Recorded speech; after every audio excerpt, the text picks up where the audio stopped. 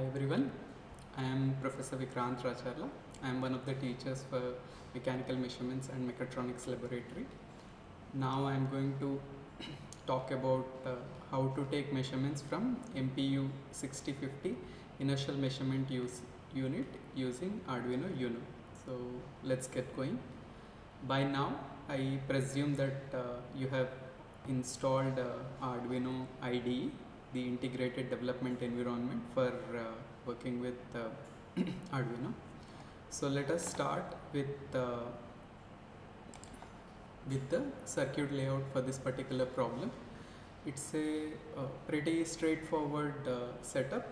What we have is Arduino Uno microcontroller board, which is attached to the MPU60 inertial measurement system module. So the MPU6050 is powered by 5 volts from Arduino.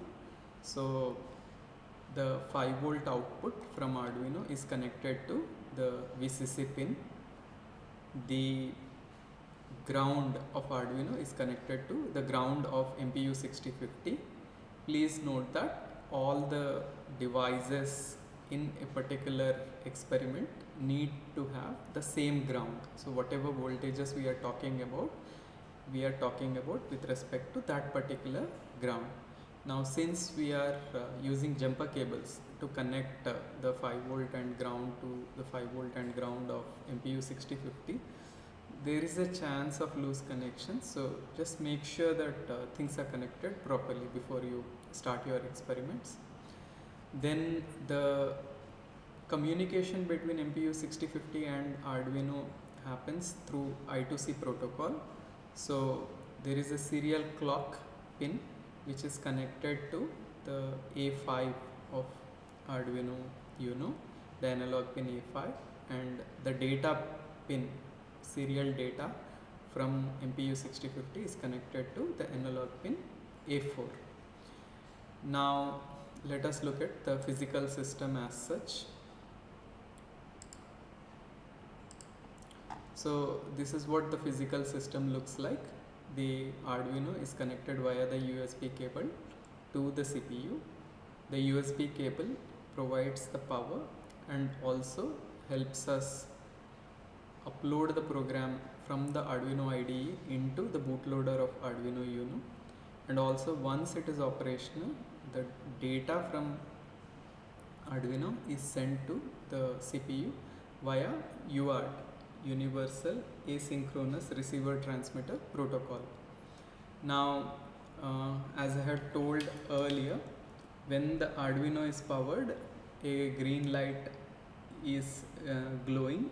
Next to the green light you can read on written on the Arduino board, and whenever you have some serial communication happening to the CPU, then this TX pin glows. So alright, now this is the MPU6050 unit.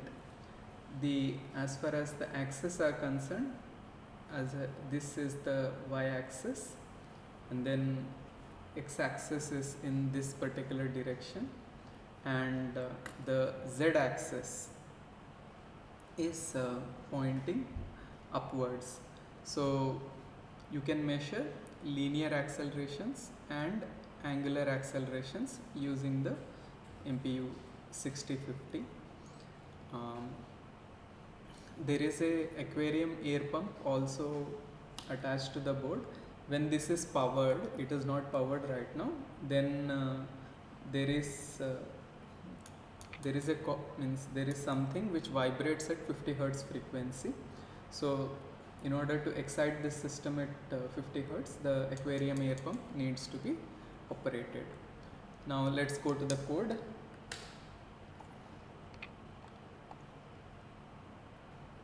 So what I need you to do is you may open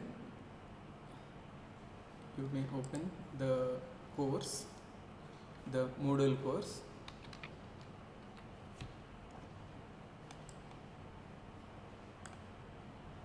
So if you go to the course, in the course, if you go to the acceleration measurement using memspaced accelerometer, please click on this Arduino code, download the file, and then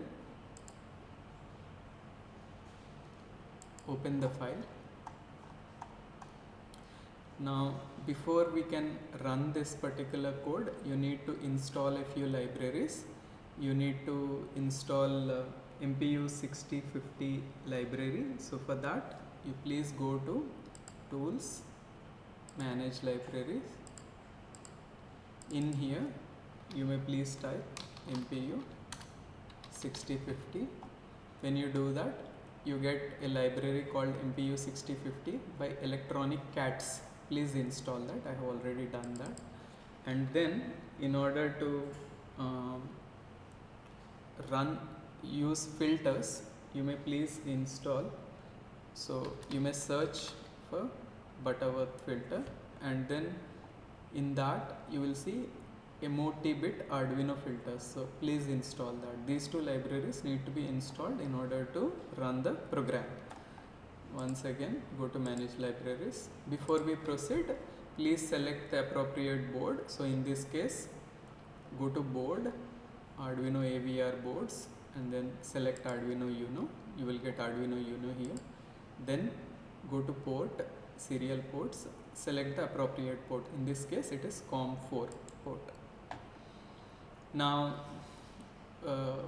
within the code, what we are basically doing is we are trying to sample the data at around 100 Hz, and we are applying a Butterworth filter of 6th order, and with the cutoff as 10 Hz. So it's basically a low pass filter with 10 Hz cutoff.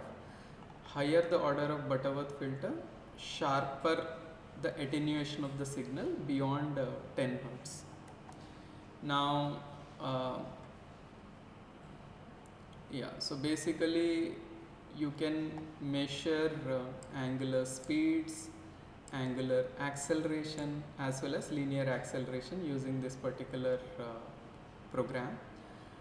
Now, when we are communicating between MPU6050 and the computer, we are using UART serial communication, for which a baud rate has to be specified. For this program, we are using 9600 baud rate. You can always experiment with higher baud rates to see what sort of issues you may face at higher baud rates. Now, in the void setup, which runs once, so if all the connections are fine, then it will show that MPU6050 connected. And then when you get into the void loop, we are basically measuring the linear acceleration AY, which is given by this particular expression. What this MPU6050 is providing as output is basically the acceleration measured as a voltage that scales from 0 to 5. That scales from 0 to 5 volts. Now, MPU6050 is using a 14-bit ADC. So 2 to the power 14 is 16384. So it generates a number from 0 to 16384 as acceleration changes from 0 to 1g, and then we multiply it with 9.81 in order to get the acceleration in meter per second square. What we are doing is we are using this serial.print command to basically print AY in meter per second square as well as the filtered value of AY. So let's see what filtering does. So let's see what filtering does. Now, okay, so by using this angular speed at 2 different times, we figure out as to what is the angular acceleration. So we can get linear and angular acceleration using this particular module.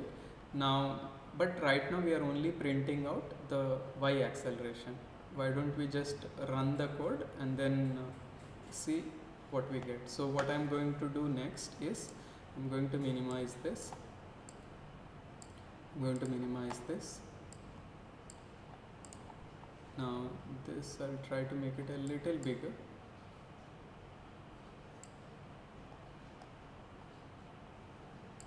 Alright, place this here.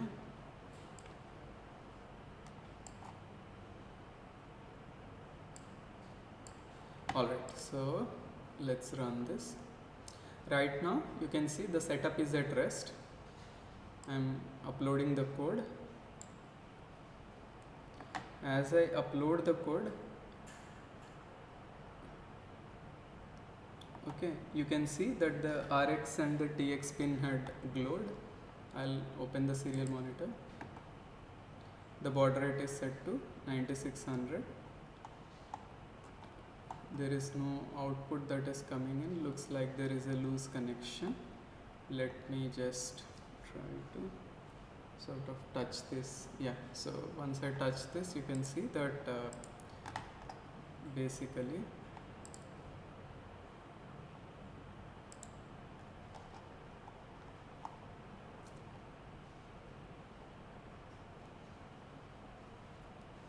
I'm just okay, let me try to restart the code.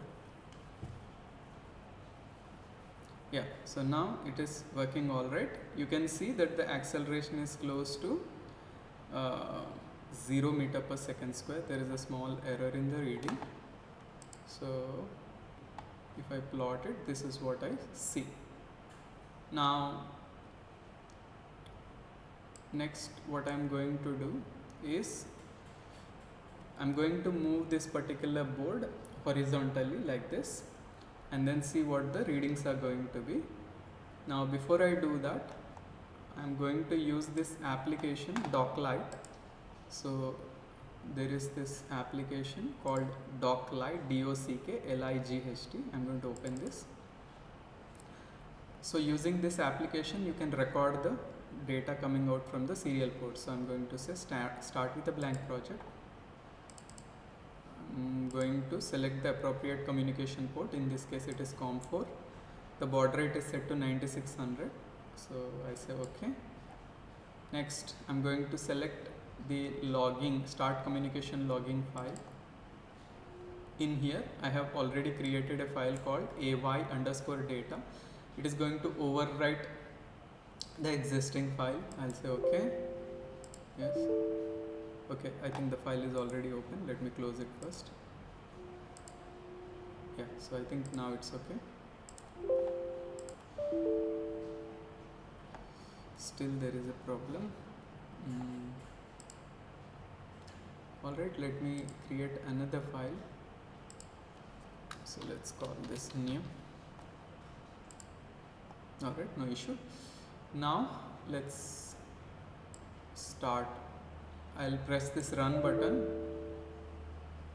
So I think first I have to close the serial monitor at all places. So let me close programs which are not in use. I'll close this, I'll close this. This is the only one. Okay, I have to close the serial monitor here before I can access the data from over here. So let me expand this a bit. Here we go. So now the serial output is coming over here. Here one advantage is it tells us as to what is the data which is coming in 1 second. Okay, so we are getting the data. Now what I'm going to do is I'm going to move the setup in the y direction. Okay, so I'll keep the amplitude small, but then I'll try to move it as quickly as I can. Just make sure the amplitude is not too high, otherwise you are going to means the connections may become loose and then the whole setup may fail. Alright, so I'm going to stop this now. Now next what I'll do is I'll open this AY data new text file. I'll copy all of this data, Control A, Control C. I will go open a Google Sheet. So let me do that. Sheet.google.com.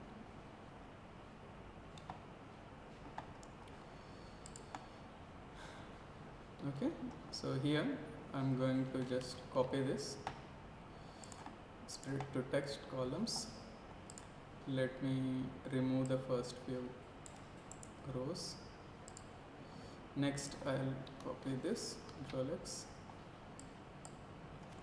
and then I will again just paste it here itself, and then say split text to columns, custom, and then I'll use the separator as this left bracket, enter, and then I'll remove this. Now if I think I have made a mistake actually. I don't need this whole set of data. I just need to select 1 second data. So you can see that for every second it produces some data. So let me just pick 1 second.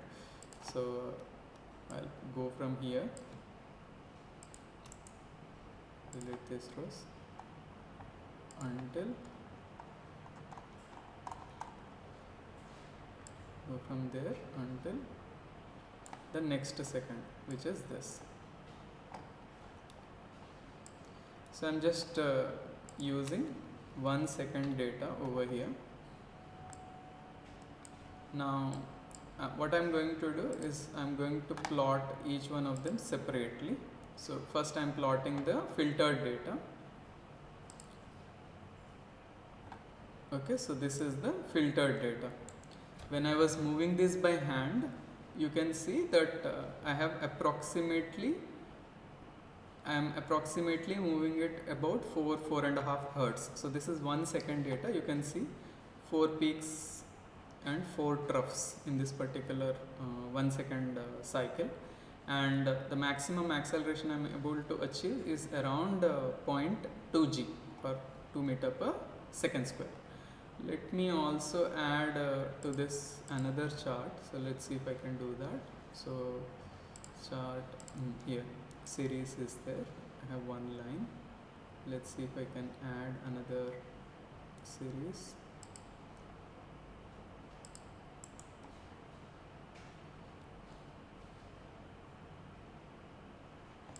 Or let me just also plot the, let me create another chart for the raw data.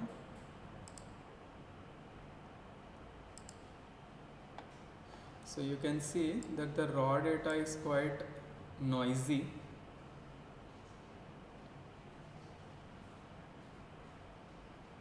It's quite noisy, and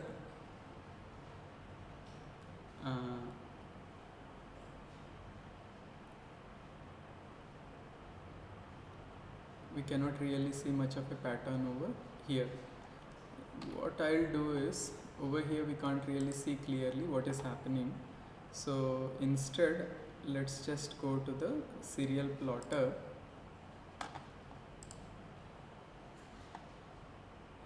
Okay, so this is the serial plotter. So now I'm going to move this like this.